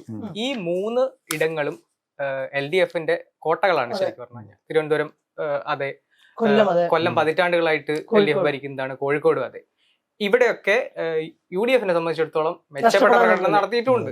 കൊല്ലം കോർപ്പറേഷൻ പിടിച്ചു, UDF പിടിച്ചു. തിരുവനന്തപുരത്ത് കൃത്യമായിട്ടും അതെ. നേരെ തിരിച്ച് കൊച്ചി, തൃശ്ശൂര്, കണ്ണൂര്, അവിടുത്തെ അതായത് മൊത്തം കണക്കുകൾ പറയുകയാണെന്നുണ്ടെങ്കിൽ ഈ നേരത്തെ പറഞ്ഞ LDFന് മേൽക്കൈയിലെടുത്ത് 24 ഡിവിഷനുകളിലാണ് BJPക്ക് കൂടുതൽ കിട്ടിയത്. എന്നാൽ തൃശ്ശൂര്, കണ്ണൂര്, അതുപോലെ കൊച്ചി, UDFന് കുറച്ചുകൂടി മേൽക്കൈയുള്ള ഇടങ്ങളിൽ വെറും 5 സീറ്റുകളാണ് BJPക്ക് കൂടിയിട്ടുള്ളത്. കൃത്യമാണത്. കേരളത്തിലെ ഈ സോക്കോൾഡ് ഇടത് വലത് മുന്നണികൾ എന്നുള്ള ഒരു നരേഷൻ ഉണ്ടല്ലോ, അതിന് ഇനി പ്രസക്തിയില്ല എന്നാണ് തോന്നുന്നത്. അതിപ്പോ എം.വി. ഗോവിന്ദൻ തന്നെ കഴിഞ്ഞ ഒരു ഇലക്ഷന്, നിലമ്പൂർ ഇലക്ഷനോ മറ്റോ കഴിഞ്ഞപ്പോഴാണ് വിശദീകരിച്ചത്. അതായത് പാർട്ടി ഇടതുപക്ഷമാണെങ്കിലും ഇടതുപക്ഷ നയങ്ങൾ അതേ രീതിയിൽ സർക്കാർ, അതായത് ഒരു ഫെഡറൽ സിസ്റ്റത്തിനകത്ത് വർക്ക് ചെയ്യുന്ന ഒരു സർക്കാരിന് ഇടതുപക്ഷ ഐഡിയോളജി അതേ രീതിയിൽ മറ്റേ PM ശ്രീ പദ്ധതിക്കായിട്ട് ബന്ധപ്പെട്ടൊക്കെ വിശദീകരിക്കുന്നുണ്ട്. അതേസമയം VD സതീശന് മുമ്പത്തെ ഒരു പ്രസ്താവന കേരളത്തിൽ കോൺഗ്രസ് ആണ് ഏറ്റവും വലിയ ഇടതുപക്ഷം എന്ന് അദ്ദേഹം അവകാശപ്പെട്ടിട്ടുണ്ട്. അപ്പൊ അതിൽ നിന്ന് ഇപ്പോൾ ശരിക്കും പറഞ്ഞു കഴിഞ്ഞാൽ ഇപ്പോൾ ഇടത് വലതെന്നുള്ള നരേഷൻ അത്ര വിരുദ്ധ ധ്രുവങ്ങളിൽ നിലനിർത്തേണ്ട രണ്ട് മുന്നണികൾ കേരളത്തിൽ നിലനിൽക്കുന്നില്ല. ഈ പറഞ്ഞ പോലെ വലതുപക്ഷത്തേക്ക് കൂടുതൽ അടുത്തുകൊണ്ടിരിക്കുന്ന മുന്നണികളെ കേരളത്തിലുള്ളൂ എന്ന് പറയാം. അപ്പൊ ആ നിലയ്ക്ക് നോക്കുമ്പോൾ രാജീവ് ചന്ദ്രശേഖരന്റെ ഒരു പ്രസ്താവന ഇന്നലത്തെ, ഇനി വരാനിരിക്കുന്നത് കേരളത്തില് NDAയും UDFും തമ്മിലുള്ള മത്സരമാണെന്നുള്ളത് വളരെ ഒരു രാഷ്ട്രീയ പ്രാധാന്യമുണ്ട്. അത് ഏത് മുന്നണിയെയാണ് ബാധിക്കാൻ പോകുന്നത്, എങ്ങനെയാണ് കേരളത്തിലെ ഇലക്ട്രൽ പൊളിറ്റിക്സിനെ അപകടകരമായിട്ട് മാറ്റി തീർക്കുക എന്നുള്ളത് ഒരു പ്രധാനപ്പെട്ട സംഗതിയാണ്. വലതുപക്ഷവൽക്കരണം രാഷ്ട്രീയമായിട്ട് മാത്രമല്ല സംഭവിക്കുന്നത്, സാമ്പത്തികമായിട്ടും കൂടിയിട്ടാണ് സംഭവിക്കുന്നത്. ഒരു പൊളിറ്റിക്കൽ ഇക്കോണമിയുടെ തലത്തിൽ നിന്നുകൊണ്ട് നോക്കുന്ന സമയത്ത് ഇവർ തമ്മിലുള്ള ഡിവൈഡ് അല്ലെങ്കിൽ ഇവർ തമ്മിലുള്ള നയപരമായിട്ടുള്ള വ്യത്യാസം ഇല്ലാതാവുന്നു. ഇപ്പൊ PM ശ്രീയുടെ വിഷയത്തിൽ എവിടെയാണ് കോംപ്രമൈസ് ചെയ്തിട്ടുള്ളത്? കോംപ്രമൈസ് എന്ന് പറയുന്നത് പണം എന്ന് പറയുന്ന സംഗതിയെ മുൻനിർത്തിയിട്ടുണ്ട്, രാഷ്ട്രീയം ഉണ്ട് അതിനകത്ത്. പല തരത്തിലുള്ള ആരോപണങ്ങൾ ഉന്നയിക്കുന്നത് സ്വന്തം മന്ത്രിസഭയിലെ മന്ത്രിമാരെ പോലും അറിയിക്കാതെ ഉദ്യോഗസ്ഥരാണെന്ന് പറയുന്നു. വിദ്യാഭ്യാസ മന്ത്രി അറിഞ്ഞോന്നറിയില്ല, മുഖ്യമന്ത്രി അറിഞ്ഞോന്നറിയില്ല, പാലമായി വർത്തിച്ചൊരു കേന്ദ്ര MP ഉണ്ടാവുന്നു. അതൊരു നയപരമായ വ്യതിയാനവും കൂടിയിട്ട് ആണ് എന്ന് തോന്നുന്നു. അതുപോലെ തന്നെ കേരളത്തിലെ ഒരുപാട് മേഖലകളില്, ആരോഗ്യ മേഖല, വിദ്യാഭ്യാസ മേഖല, നമ്മളെ ഉയർത്തി കാണിക്കുന്നത് മുഴുവൻ സൗകര്യങ്ങളെ, കെട്ടിടങ്ങളെയാണ് ഉയർത്തി കാണിക്കുന്നത്. പക്ഷെ അത് ഇടിഞ്ഞു പൊളിഞ്ഞു വീണ ഒരു കെട്ടിടം നമ്മുടെ മുമ്പിൽ ഉദാഹരണമായിട്ട് നിൽക്കുന്നുണ്ട്. ചികിത്സ കിട്ടാതെ ആളുകൾ മരിച്ചുപോയ ഒരു മെഡിക്കൽ കോളേജുകളും ഉദാഹരണങ്ങളായിട്ട്, ചിലപ്പോൾ ഒറ്റപ്പെട്ട ഉദാഹരണങ്ങളായിരിക്കാം. പക്ഷെ നമ്മൾ വികസനത്തിന്റെ മാതൃകകളായിട്ട് മുന്നിലേക്ക് വെക്കുന്നത് മുഴുവൻ ഈ കെട്ടിടങ്ങളുടെ നല്ല ടൈലും നല്ല പെയിന്റും നല്ല മേൽക്കൂരകളുമാണ്. പക്ഷെ അതിനുള്ളിലെ മനുഷ്യർ എന്നുള്ളതാണ്. ഇപ്പൊ നേരത്തെ പറഞ്ഞ പോലെ അതിദാരിദ്ര്യം എന്ന് പറയുന്നത് നല്ല ആശയമാണ്, ആഗോളതലത്തിൽ നമുക്ക് പ്രസന്റ് ചെയ്യാൻ പറ്റുന്ന ഒരു വിവരമായിരിക്കാം. പക്ഷെ അതിന്റെ ഏറ്റവും സ്കെയിലുകളെ എല്ലാം ഏറ്റവും കുറച്ച് വെച്ച്, അതിന്റെ മാനദണ്ഡങ്ങൾ മുഴുവൻ ഏറ്റവും ചുരുക്കി വെക്കുമ്പോൾ എന്ത് സംഭവിക്കും? അത് അതിദാരിദ്ര്യരുടെ എണ്ണം വളരെ കുറവായിട്ട് നമുക്ക് പ്രൊജക്ട് ചെയ്ത് കാണിക്കാൻ പറ്റും. അത്തരത്തിലുള്ള പ്രൊജക്ഷൻസ് വികസനം മാത്രം മുന്നോട്ട് വെച്ചിട്ട്, അല്ലെങ്കിൽ വികസനത്തിന്റെ ഈ എടുപ്പുകളെ മാത്രം മുന്നോട്ട് വെച്ചിട്ട് ഒരു രാഷ്ട്രീയ പാർട്ടിക്ക്, ഒരു ഭരണകൂടത്തിന് മുന്നോട്ട് പോകാൻ പറ്റില്ല എന്നുള്ളതിന്റെ ഏറ്റവും വലിയ ഉദാഹരണമാണ് ഈ റിസൾട്ട് എന്ന് പറയുന്നത്. രാഷ്ട്രീയം നമ്മൾ സംസാരിക്കാതിരിക്കുമ്പോൾ വികസനം കൊണ്ട് മാത്രം ആ ഇക്വേഷൻ പൂർണ്ണമാവില്ല എന്ന് എനിക്ക് തോന്നുന്നു. അതായത് ഇപ്പോൾ ജനകീയാസൂത്രണത്തിന്റെ 3 പതിറ്റാണ്ട് തികയുന്ന ഒരു സന്ദർഭത്തിലാണ് ഈ ഇലക്ഷൻ നടന്നല്ലോ. ഇപ്പൊ ജനകീയാസൂത്രണത്തിന്റെ നമ്മൾ മറക്കാൻ പാടില്ലാത്തൊരു പ്രോസസ്സാണ്. അതായത് ആ സമയത്ത് തദ്ദേശ സ്ഥാപനങ്ങളൊക്കെ ഈ രാഷ്ട്രീയ പാർട്ടികൾ തമ്മിൽ, രണ്ട് മുന്നണികളും തമ്മിൽ മൗലികമായിട്ടുള്ള അഭിപ്രായ വ്യത്യാസങ്ങൾ ഉണ്ടായിരുന്നെങ്കിൽ കൂടി ജനകീയ വിഷയങ്ങൾ, വികസന കാര്യങ്ങളൊക്കെ സഹകരണത്തിൻ്റെ ഒരു തലം രൂപപ്പെടുത്താനായിരുന്നു. അത് നിശ്ചയമായിട്ടും ഇടതുപക്ഷത്തിനൊരു കൃത്യമായിട്ടുള്ള റോളും ഉണ്ട്, അന്നത്തെ ഇടതുപക്ഷത്തിന് റോളുണ്ട് അങ്ങനെ ഒരു തലം രൂപപ്പെടുത്തിയെടുക്കുന്നതിൽ തദ്ദേശ സ്ഥാപനങ്ങളിൽ. അപ്പോൾ അതൊരു വികസനത്തിൻ്റെ കാര്യങ്ങളായാലും ജനങ്ങളുടെ പങ്കാളിത്തം ഉറപ്പാക്കുന്ന കാര്യത്തിലായാലും സ്ത്രീകളടക്കമുള്ള വിവിധ വിഭാഗങ്ങളുടെ പങ്കാളിത്തം ഉറപ്പാക്കുന്നതിലൊക്കെ ആയാലും വളരെ മുന്നോട്ട് പോയിട്ടുള്ളൊരു കാലഘട്ടമാണത്. അതിനുശേഷം ഒരുപക്ഷെ അത്തരമൊരു സഹകരണത്തിനായിട്ടുള്ളൊരു സാഹചര്യം ഉണ്ടാകുന്നത് 2020 ഇലക്ഷനിലാണ്. അതായത് 2 പ്രളയങ്ങൾക്ക് ശേഷം, കോവിഡിന് ശേഷം കേരളത്തിൽ രൂപപ്പെട്ടിട്ടുള്ള ജനകീയമായിട്ടുള്ള ഒരു സഹകരണത്തിൻ്റെയും യോജിപ്പിൻ്റെയും ഉള്ള അന്തരീക്ഷം ഉണ്ടായിരുന്നു. ഒരു പൗരസമൂഹത്തിൻ്റെ മുൻകൈയിലുള്ള ആക്ടിവിറ്റീസ്, രാഷ്ട്രീയ പാർട്ടികളുടെ ഒന്നിച്ചുള്ള നിൽപ്പ്, അതിനേക്കാൾ ഉപരിയായിട്ട് ജനങ്ങൾ മൊത്തം ഒരു തരത്തിലുള്ള ഒരു മുന്നോട്ട് പോകുന്നുള്ളൊരു ഒരു സാഹചര്യം ഉണ്ടായിരുന്നു. അതിന് തീർച്ചയായിട്ടും അന്നത്തെ 1ാം പിണറായി സർക്കാരിൻ്റെ ഇനീഷ്യേറ്റീവുകളിൽ കുറേ കാര്യങ്ങൾ അതിനോടൊന്നിച്ച് പോവുകയും ചെയ്തു. അതിനെ ബലപ്പെടുത്തുന്ന തരത്തിലായിരുന്നു. അന്നത്തെ ഒരു പൗരസമൂഹ നിർമ്മിതിയെ ബലപ്പെടുത്തുന്ന തരത്തിലായിരുന്നു അന്നത്തെ കുറേ നയപരമായിട്ടുള്ള മുൻകൈകൾ സർക്കാരിൻ്റെ. പക്ഷേ അതിനുശേഷം എന്താ സംഭവിച്ചത്? സംഭവിച്ചത് അതിനുശേഷം വളരെ ഭയങ്കരമായിട്ടുള്ള ഒരു ഷിഫ്റ്റ് സംഭവിക്കുകയാണ്. അതായത് ഇപ്പോൾ നമ്മൾ കേരളിന്റെ കാര്യം പറയാം. കേരളുമായിട്ട് ബന്ധപ്പെട്ട് വന്നിട്ടുള്ള ചർച്ചകളെ റദ്ദാക്കി കളഞ്ഞത് ശരിക്കും പറഞ്ഞ CPM ആണ്. പിണറായി വിജയൻ അതിലെ നേതൃപരമായ പങ്കുണ്ട്. അതായത് ഒരു ജനങ്ങളെ വളരെ ഒരു വലിയ വിഭാഗം ജനങ്ങളെ ബാധിക്കുന്ന വിഷയത്തിലെ ചർച്ചയ്ക്ക് പോലും തയ്യാറായില്ല എന്ന് മാത്രമല്ല വികസന വിരുദ്ധരെന്ന് പറഞ്ഞിട്ട് ആക്ഷേപിക്കപ്പെട്ടു. ഏറ്റവും അവസാനം ഈ അതിദാരിദ്ര്യ വിമുക്ത പ്രഖ്യാപനം നടന്നപ്പോൾ അതുമായിട്ട് ബന്ധപ്പെട്ട് ഒട്ടേറെ സംവാദങ്ങൾക്കും ചർച്ചകൾക്കും, അതായത് ദാരിദ്ര്യം എന്ന് പറഞ്ഞ ദാരിദ്ര്യം എന്ന് പറഞ്ഞ ടേമുകളെ നിർവചിക്കേണ്ടത് കുറേയും കൂടി വിശാലമായിട്ടുള്ള അർത്ഥത്തിലല്ലേ എന്നൊക്കെയുള്ള വളരെ പോസിറ്റീവായിട്ടുള്ള കാര്യങ്ങൾ കേരളത്തിലെ ഭൂതകാലത്തിലും വർത്തമാനകാലത്തിലും ഒക്കെ ഇടപെട്ടുകൊണ്ടിരിക്കുന്ന വിദഗ്ധരനായിട്ടുള്ള മനുഷ്യന്മാര് മുന്നോട്ട് വെച്ചപ്പോൾ അവരൊക്കെ ആക്ഷേപിക്കാനും തള്ളിക്കളയാനും ഒക്കെയാണ്. വളരെ ഏകാധിപത്യപരമായിട്ടുള്ള ഒരു പ്രവണതയാണ്. അപ്പോൾ അത്തരമൊരു ഷിഫ്റ്റ് സംഭവിച്ചിട്ടുണ്ട്. അതായത് വികസന പ്രവർത്തനങ്ങളോടും ജനങ്ങളുടെ പങ്കാളിത്തത്തിനോടൊക്കെയുള്ള ഭയങ്കരമായിട്ടുള്ള അസഹിഷ്ണുത നിറഞ്ഞിട്ടുള്ള ഒരു നിലപാട് തന്നെ സർക്കാർ തന്നെ മുന്നോട്ട് വെക്കുന്നതായിട്ട് തോന്നുന്നു. ഈ ഇടതുപക്ഷത്തിന്റെ ഇടത് രാഷ്ട്രീയം ചോർന്നു പോകുന്നു എന്ന് പറയുമ്പോൾ ശരിക്കും പറഞ്ഞു കഴിഞ്ഞാൽ എപ്പോഴും മതമേലധ്യക്ഷന്മാരെ അല്ലെങ്കിൽ മതവുമായി ബന്ധപ്പെട്ട അത്തരം ഒരു ഇതിനെ സാമുദായിക നേതാക്കളൊക്കെ മാറ്റി നിർത്തിക്കൊണ്ട് മുന്നോട്ട് പോവുക എന്ന് പറയുന്നതാണ് ഇടതുപക്ഷം. പക്ഷെ യഥാർത്ഥത്തിൽ ഇപ്പോ എന്താ സംഭവിച്ചത്? ഇപ്പോ വെള്ളാപ്പള്ളി നടേശന്റെ കാര്യമാണെന്നുണ്ടെങ്കിലും, അതുപോലെ ഇപ്പോ ഒരു ബിഷപ്പിന്റെ വാസവൻ ഒരു ബിഷപ്പിന്റെ അങ്ങനെ ഒരു വിഷയം ഉണ്ടായിരുന്നു. അപ്പൊ അത്തരത്തില് ഉള്ള അതായത് നേരത്തെ വെള്ളാപ്പള്ളി നടേശനെതിരെ കൃത്യമായിട്ടുള്ള സ്റ്റാൻഡ് പറയുകയും തള്ളിപ്പറയുകയും ഒക്കെ ചെയ്തിട്ടുള്ള നേതാവാണ് പിണറായി വിജയൻ. അതുപോലെ വിശേഷിപ്പിച്ചിട്ടുള്ള ആളാണ് പിണറായി വിജയൻ. ഇപ്പൊ ശബരിമലയുടെ വിഷയത്തിൽ ശബരിമല ആ വിഷയത്തില് കഴിഞ്ഞ സർക്കാർ ഇരിക്കുന്ന സമയത്ത് പുരോഗമനാത്മകമായിട്ടുള്ള ഒരു സ്റ്റാൻഡ് ഇടതുപക്ഷം അതൊക്കെ മാറി. എന്തിനു വേണ്ടി മാറി എന്ന് വെച്ചാൽ വെറും വോട്ട് ബാങ്ക് എന്ന് പറയുന്ന ഒരൊറ്റ കാര്യത്തിന് വേണ്ടിയിട്ടാണ്. ശരിക്കും പറഞ്ഞു കഴിഞ്ഞാൽ ഇപ്പോ ലോക്സഭ ഇലക്ഷനിലെ വലിയ തിരിച്ചടി ഉണ്ടായപ്പോ അതൊരു ഹിന്ദു വോട്ട് CPM നിന്ന് ചോരുന്നു തോന്നുമ്പോഴാണ് ഈ സ്ട്രാറ്റജി മാറ്റം ഉണ്ടായിട്ടുള്ളത്. അത് കൃത്യമാണ്. അതിനു മുമ്പും ശേഷവും എന്ന് വേണമെങ്കിൽ പറയാം. ഹിന്ദു പത്രത്തിൽ വന്നിട്ടുള്ള പിണറായി വിജയന്റെ അഭിമുഖത്തില് എങ്ങനെയാണ് മലപ്പുറത്തിന് ഇത്രയും ഇസ്ലാമോഫോബിക് ആയിട്ടുള്ള സ്റ്റേറ്റ്മെന്റ് അത് തിരുത്തിയിട്ടില്ല. പിന്നീട് തിരുത്താൻ ഇത്രയും വിവാദമായിട്ടും അത് എങ്ങനെയാണ് അങ്ങനെ ഒരു അഭിമുഖം വന്നത് എന്നുള്ളതിന്റെ അഴകുഴമ്പനായിട്ടുള്ള കുറെ മറുപടികൾ പറഞ്ഞു എന്നല്ലാതെ അതിൽ നിന്ന് തിരുത്താനോ അത് അങ്ങനെയല്ല എന്ന് പറയാനോ തയ്യാറായിട്ടില്ല. എന്ന് മാത്രമല്ല നിരന്തരം ഒരു ജമാഅത്തെ ഇസ്ലാമിയാണ് കേരളത്തിലെ ഏറ്റവും വലിയ ഇഷ്യൂ എന്നുള്ള രീതിയിൽ ഇല്ലാത്ത വലിപ്പം ജമാഅത്തെ ഇസ്ലാമി, കൃത്യമായിട്ട് ജമാഅത്തെ ഇസ്ലാമി എന്ന് പറയുന്ന സംഘടന അതിന്റെ വർഗീയ രാഷ്ട്രീയം കൊണ്ട് തന്നെ എതിർക്കപ്പെടേണ്ടതാണെന്നുള്ള കാര്യത്തിലൊന്നും ഒരു തർക്കവും കേരളത്തിലെ ജനങ്ങൾക്കില്ല, ആർക്കും ഇല്ല. പക്ഷെ ഇല്ലാത്ത ഒരു വലിപ്പം ജമാഅത്തെ ഇസ്ലാമിക്ക് ചാർത്തി കൊടുത്തുകൊണ്ട് ഇതിനകത്തേക്ക് റെപ്രസെന്റ് ചെയ്യുന്ന രീതിയിലേക്ക് മാറ്റിയിട്ട് അതിലേക്ക് ചർച്ചകളെ കൊളുത്തിയിടാൻ വേണ്ടിയിട്ട്. പക്ഷെ അത്തരം സ്ട്രാറ്റജികൾ മുഴുവൻ പൊളിഞ്ഞുപോയി എന്നുള്ളതാണ്. ഇപ്പൊ നിങ്ങൾ നേരത്തെ പറഞ്ഞില്ലേ, പിണറായിയുടെ രണ്ടാമത്തെ സർക്കാർ വന്നപ്പോ എന്ത് മാറ്റമാണ് സംഭവിച്ചത്? കൃത്യമായിട്ട് അധികാരം എന്നുള്ളതാണ് തന്നെയാണ് നമുക്ക് കാണാൻ പറ്റുക. അധികാര രാഷ്ട്രീയത്തിന്റെ ഒരു തരത്തിലുള്ള വീമ്പ് അല്ലെങ്കിൽ അത്തരത്തിലുള്ള സംഗതിയിലേക്ക് ടോപ്പ് ടു ബോട്ടം അണികളും നേതാക്കളും ഒരുപോലെ മാറുന്നൊരു കാഴ്ച. എല്ലാവരും ഒരേ തരം ഭാഷയിൽ, അച്ചിൽ വാർത്ത പോലത്തെ ഭാഷയിൽ സംസാരിക്കുന്നു തുടങ്ങി എന്നുള്ളതാണ്. ഇപ്പൊ അടിത്തട്ട് രാഷ്ട്രീയത്തിൽ മനുഷ്യരുടെ അടുത്ത് സംസാരിക്കുന്ന സമയത്ത് മനസ്സിലാവുന്ന പാർട്ടി പ്രവർത്തകരുടെ ഉള്ളിൽ നിന്ന് തന്നെ വരുന്ന ഒരു തരത്തിലുള്ള നമ്മുടെ നേതാക്കൾ ഇങ്ങനെയല്ല എന്നുള്ളൊരു തോന്നലുണ്ട്. പ്രത്യേകിച്ച് പഞ്ചായത്ത് തെരഞ്ഞെടുപ്പിലെ ആളുകളുടെ അടുത്ത് സംസാരിക്കുന്ന സമയത്ത് എല്ലാവരും സാധാരണ മനുഷ്യരുടെ അടുത്ത് സംസാരിക്കുമ്പോൾ മനസ്സിലാവുന്നുണ്ട് ഈ ഒരു പ്രശ്നം.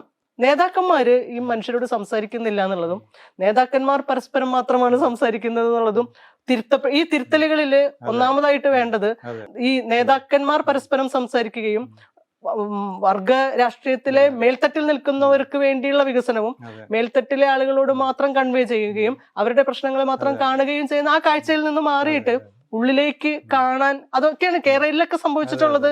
അത് തന്നെയാണ് വികസനത്തിന്റെ വലിയ വലിയ എടുപ്പുകൾ എന്താ പറയാ മേൽത്തട്ട് മനുഷ്യർക്ക് വേണ്ടി മാത്രം നയപരമായിട്ട് രൂപീകരിക്കുമ്പോൾ താഴെയുള്ള മനുഷ്യരിൽ സ്വാഭാവികമായിട്ടുണ്ടാവുന്ന അസഹിഷ്ണുതയുടെ അല്ലെങ്കിൽ നിരാശയുടെ തലമുണ്ട്. അത് കൃത്യമായിട്ട് ഇതിൽ പ്രതിഫലിച്ചിട്ടുണ്ട് എന്ന് വേണമെങ്കിൽ. പിന്നെ ഒരാളിൽ ഒരു കമ്മ്യൂണിസ്റ്റ് രാഷ്ട്രീയത്തില് ഒരാളിലേക്ക് മാത്രം എല്ലാത്തരം എന്താ പറയാ അധികാരത്തിന്റെ കേന്ദ്രീകരണം നടക്കുന്നത്. ഒരു ബിംബം മാത്രം കേരളത്തിൽ, ഒരു പിണറായി വിജയൻ എന്ന് പറയുന്ന ഒരു ബിംബത്തെ മാത്രം മുൻനിർത്തിക്കൊണ്ട് എല്ലാ പരസ്യങ്ങളിലും നമ്മൾ പിണറായി വിജയന്റെ വലിയ രൂപങ്ങളാണ് കണ്ടുകൊണ്ടിരിക്കുന്നത്. മറ്റു മന്ത്രിമാരൊക്കെ അപ്രസക്തരായി പോകുന്നുണ്ട്, മറ്റു നേതാക്കൾ അപ്രസക്തരായി പോകുന്നുണ്ട്.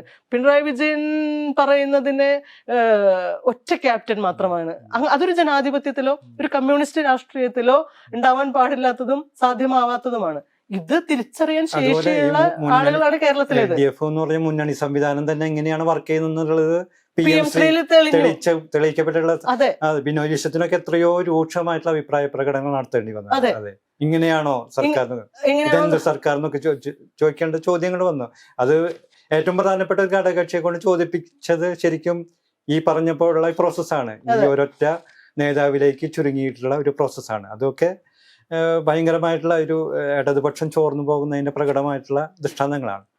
അതുപോലെ നമ്മൾ BJPയുടെ ഒരു മുന്നേറ്റം പറയുന്നുണ്ടല്ലോ. അതായത് തിരുവനന്തപുരം കോർപ്പറേഷനിൽ, തൃപ്പൂണിത്തുറ നഗരസഭ പ്രധാനപ്പെട്ട ഒരു, മാത്രമല്ല ഇത് രണ്ടും കൂടാതെ പഞ്ചായത്ത് തലങ്ങളിലൊക്കെ ഒട്ടേറെ വാർഡുകളിൽ അവർ ഈ പറഞ്ഞ പോലെ ഫോക്കസ്ഡ് ആയിട്ട് A ക്ലാസ്സും B ക്ലാസ്സും ഒക്കെ ആയിട്ട് നിശ്ചയിച്ച് വർക്ക് ചെയ്തിട്ടുള്ള മേഖലകളൊക്കെ അവർക്ക് നേട്ടമുണ്ടാക്കാൻ കഴിഞ്ഞിട്ടുണ്ട്.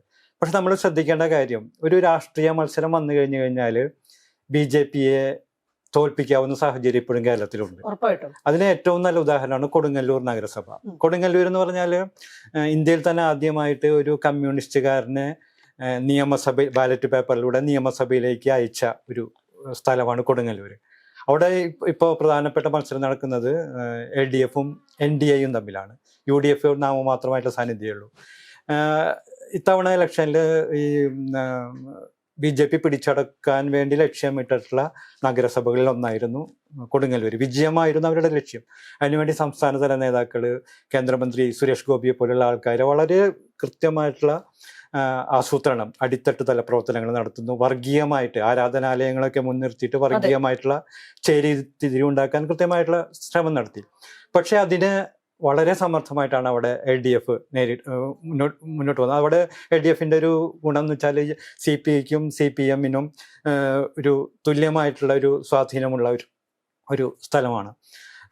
അവർ ഈ വോട്ടർ പട്ടിക പുതുക്കുന്ന ഘട്ടം മുതൽ തന്നെ അവരുടെ ഈ LDFിൻ്റെ പ്രവർത്തനം തുടങ്ങിയിട്ടുണ്ട്. മാത്രമല്ല കേരള ശാസ്ത്ര സാഹിത്യ പരിഷത്ത്, യുവകലാസാഹിതി, പൂക്കാസ പോലുള്ള സാംസ്കാരിക സംഘടനകളുടെ നേതൃത്വത്തിൽ കൂട്ടായ്മകൾ ഉണ്ടാക്കുന്നു. അവയെ വാർഡ് തലത്തിലേക്ക് വിപുലപ്പെടുത്തിയിട്ട് CPMൻ്റെയും അതായത് ഒരു രാഷ്ട്രീയ പ്രസ്ഥാനത്തിന് അനുകൂലമായിട്ടുള്ള പ്ലാറ്റ്ഫോം സാംസ്കാരിക തലത്തിലും വാർഡ് തലത്തിലൊക്കെ ഒരുക്കാനുള്ള ഒരു ശ്രമം നടക്കുന്നു. മാത്രമല്ല ഒരു TN ജോയ് ഫൗണ്ടേഷൻ എന്നൊക്കെ പറഞ്ഞ പോലുള്ള ഒരു ബ്രോഡ് ലെഫ്റ്റ് ആയിട്ടുള്ള ഇനീഷ്യേറ്റീവുകൾ ധാരാളമായിട്ട് അവിടെ ഉണ്ടാവുന്നുണ്ട്. അതായത് വളരെ കൃത്യമായിട്ടുള്ള വോട്ടർ പട്ടികയിൽ പേര് ചേർക്കുന്നത് മുതൽ ഈ ബ്രോഡ് ലെഫ്റ്റ് എന്നുള്ള തലത്തിലേക്ക് ഈ വോട്ടിങ്ങിനെ വിപുലപ്പെടുത്താൻ വേണ്ടിയിട്ടുള്ള വളരെ വിപുല തലത്തിൽ പല തലങ്ങളിലുള്ള പ്രവർത്തനങ്ങൾ അവിടെ LDF ഏറ്റെടുത്ത് നടത്തിയിട്ടുണ്ട്. LDF എന്ന് പറഞ്ഞാൽ പൊളിറ്റിക്കൽ സംവിധാനം മാത്രമല്ല, LDFിനോട് ചേർന്ന് നിൽക്കുന്ന ഈവൻ അവിടുത്തെ ഒരു LDFിലെ ഒരു പ്രവർത്തകനോട് സംസാരിച്ചപ്പോൾ അദ്ദേഹം പറഞ്ഞത് ന്യൂനപക്ഷ വോട്ടുകളുടെ ഒരു ഏകീകരണം അവിടെ. അതിന് വെൽഫെയർ പാർട്ടിയും SDPI പോലും LDFയെ പരോക്ഷമായി സഹായിച്ചു എന്നുള്ള ആ ഒരു സ്ഥാനാർത്ഥികളെ അവിടെ നിർത്തിയില്ല ഇത് കണ്ടിട്ട്. അപ്പോൾ അത്രത്തോളം വിപുലമായിട്ടുള്ള ഒരു സാഹചര്യം രൂപപ്പെടുത്താൻ കഴിയും. BJP വിജയിക്കുമെന്ന് പ്രഖ്യാപിച്ചിട്ടുള്ള ഒരു സ്ഥലത്ത് BJPക്കെതിരെ ചെയ്യാൻ പറ്റും. അവിടെ ഒരു ആകെയുള്ള 46 വാർഡുകളിൽ 25 എണ്ണത്തിലാണ് LDF ജയിച്ച്. കഴിഞ്ഞ തവണ 21 സ്ഥലത്ത് BJP ജയിച്ചെങ്കിൽ ഇത്തവണ 18 ചുരുക്കാൻ ഈ പ്രവർത്തനങ്ങൾ കഴിഞ്ഞിട്ടുണ്ട്. അതുപോലെ പന്തളത്ത് കഴിഞ്ഞ LDFന്ന് പിടിച്ചെടുത്തിട്ടാണ് കഴിഞ്ഞ തവണ BJP അവിടെ നഗരസഭ ഭരണം പിടിച്ചെടുത്ത്. ഇത്തവണ അത് LDFനെ തിരിച്ചു പിടിച്ചിട്ടുണ്ട്. അങ്ങനെ ഇങ്ങനെ നോക്കിക്കഴിഞ്ഞു കഴിഞ്ഞാൽ BJPയെ രാഷ്ട്രീയമായിട്ട് തോൽപ്പിക്കാൻ കഴിയും. ഇപ്പോഴും കേരളത്തിൽ അങ്ങനെ സാഹചര്യം ഉണ്ട്. പക്ഷെ അതൊരു പരിധി വരെ അത് UDFിന്റെ ഒരു പ്രശ്നം. അപ്പൊ അങ്ങനെ ആ ഒരു പൊളിറ്റിക്കൽ ഒരു മത്സരത്തിലേക്ക് കടക്കാവുന്ന ഒരു സാഹചര്യം ഇപ്പം നമ്മൾ തിരുവനന്തപുരം കോർപ്പറേഷനിലെ ഈ ഇതുണ്ടല്ലോ സീറ്റുകളുടെ എണ്ണം ഏതാണ്ട് തുല്യമായി വന്നപ്പോൾ കൗതുകരമായിട്ടൊരു കാര്യം മുന്നോട്ട് വരികയുണ്ടായല്ലോ. അതായത് കേരളത്തില് ഇന്ത്യ മുന്നണി രൂപപ്പെടുകയാണെങ്കിൽ വളരെ ഈസി ആയിട്ട് NDAയെ പുറത്തു നിർത്താൻ കഴിയും തിരുവനന്തപുരം കോർപ്പറേഷനിൽ. പക്ഷെ അതെന്തുകൊണ്ട് സാധ്യമാവുന്നില്ല എന്ന് അതൊരു കൗതുകരം മാത്രമല്ല, പൊളിറ്റിക്കലായിട്ട് ചോദ്യം ആ കൂടിയാണ്. പൊളിറ്റിക്കൽ ചോദ്യത്തിനെ രണ്ട് മുന്നണികളും നേരിട്ടതും കൗതുകമാണെന്ന് തോന്നുന്നു. അതെ, ഇന്നലെ സണ്ണി ജോസഫിന്റെ അടുത്ത് ഈ ചോദ്യം ഒരു മുന്നറിയിപ്പില്ലാതെയുള്ള ഈ ചോദ്യം ചോദിച്ചു. അങ്ങനെ ഒരു സാഹചര്യം വരികയാണെങ്കിൽ എന്ത് സംഭവിക്കുമെന്ന് ചോദിച്ചപ്പോ പുള്ളി ലൈവില് പറഞ്ഞൊരു സംഗതി, അത് രാഷ്ട്രീയമായിട്ട് ആലോചിച്ച് തീരുമാനിക്കാൻ ഫുൾ റിസൾട്ട് വന്നിട്ടില്ലല്ലോ എന്നുള്ള രീതിയിലാണ്. നേരെ മറിച്ച് ഗോവിന്ദ മാഷ് പറഞ്ഞത് അങ്ങനൊരു സാധ്യത നിലനിൽക്കുന്നില്ല എന്നുള്ള രീതിയിൽ തന്നെ. അതൊരു ചർച്ചയ്ക്ക് പോലുള്ള ഒരു സ്കോപ്പ്, അതൊരു വിശാലമായ അർത്ഥത്തിൽ ഒരു വലിയ രാഷ്ട്രീയത്തിനെ മുൻനിർത്തി. പക്ഷെ രണ്ട് മുന്നണികളുടെ സമീപനത്തിൽ ഒരു ചെറിയ വ്യത്യാസം. അത് ഇന്ത്യ മുന്നണി രൂപപ്പെട്ടത് തന്നെ എന്തിനു വേണ്ടിയിട്ടാണ്? BJP അധികാരത്തിൽ നിന്ന് പുറത്തു നിർത്താൻ വേണ്ടിയിട്ട് തന്നെയാണ്. അത് ഒരുപക്ഷെ എൻ്റെ ഒരു അഭിപ്രായത്തിലെ അത് ഇന്ത്യ മുന്നണി ഏറ്റവും ഫലപ്രദമായിട്ട് വർക്ക് ചെയ്യാൻ കഴിയുന്ന ഒരു സംസ്ഥാനം കേരളമാണെന്ന് പോലും തോന്നിപ്പോയി ഇന്നലെ. അതായത് ഇപ്പൊ ജനകീയാസൂത്രണത്തിന്റെ കാര്യം പറഞ്ഞല്ലോ, ഇപ്പൊ തദ്ദേശ സ്ഥാപനങ്ങളിൽ ഈ രാഷ്ട്രീയ പാർട്ടികൾ തമ്മിലുള്ള സഹകരണത്തിന്റെ ഒരു തലമാണ് കൂടുതൽ വേണ്ടത്. സഹകരണത്തിന്റെ ഒരു രാഷ്ട്രീയമാണ് വർക്ക് ചെയ്യേണ്ടത്. ശരിക്കും തദ്ദേശ സ്ഥാപനങ്ങളിൽ ഇന്ത്യ മുന്നണി എന്നുള്ള രീതിയിലുള്ള ഒരു ധാരണ രൂപപ്പെടുകയാണെങ്കിലുണ്ടല്ലോ, ഈ പറഞ്ഞ BJPയുടെ ഭീഷണി ഒട്ടും കേരളത്തിന് ബാധിക്കാതെ തന്നെ മുന്നോട്ട് പോകാം.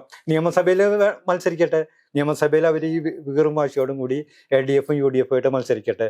തദ്ദേശ സ്ഥാപനങ്ങൾ അതിനിപ്പോ നേരിയ ഭൂരിപക്ഷമുള്ള ചില സ്ഥലങ്ങളിലൊക്കെ BJPയുടെ കളികൾ കൊണ്ടൊക്കെ ഭരണം കഴിഞ്ഞ തവണ അങ്ങനെ കുറെ സംഭവിച്ചായിരുന്നു, നഗരസഭകളിലും പഞ്ചായത്തുകളിലൊക്കെ.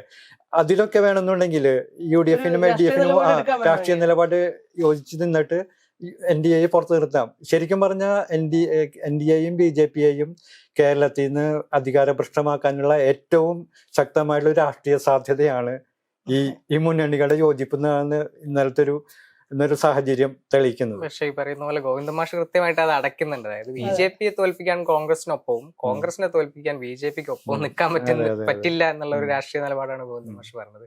നേരെ തിരിച്ച് പറയുന്ന പോലെ ഇപ്പൊ പാലക്കാട് ശ്രീകണ്ഠൻ അതുപോലെ തന്നെ വേണമെങ്കിൽ LDF-ഉമായിട്ട് യോജിച്ചിട്ട് നഗരസഭ ഭരണം മുന്നോട്ട് കൊണ്ടുപോകാന്നുള്ള ഒരു സ്റ്റാൻഡ് അവിടെ എടുത്തിട്ടുണ്ട്.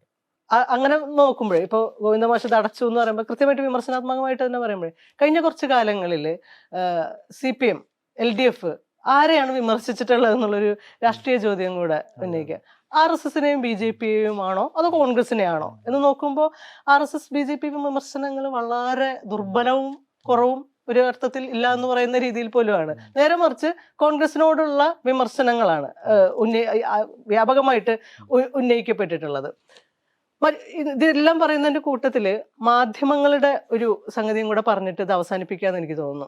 കഴിഞ്ഞ കുറച്ച് കാലങ്ങളായിട്ട് മാധ്യമങ്ങളിൽ സോഷ്യൽ മീഡിയയും മെയിൻ സ്ട്രീം മീഡിയയും രണ്ടും പറയണം, സാമൂഹ്യ മാധ്യമങ്ങളിലും മീഡിയയും എങ്ങനെയാണ് സർക്കാർ സംവിധാനങ്ങളെ റിഫ്ലക്ട് ചെയ്തത്, അല്ലെങ്കിൽ സർക്കാർ സംവിധാനങ്ങളുടെ പ്രൊപ്പഗേറ്റിംഗ് മെഷീൻസ് ആയിട്ട് വർക്ക് ചെയ്തിട്ടുള്ളത് എന്നുള്ളതിൻ്റെ ഒരു ഷിഫ്റ്റ് നമുക്ക് കാണാൻ പറ്റും.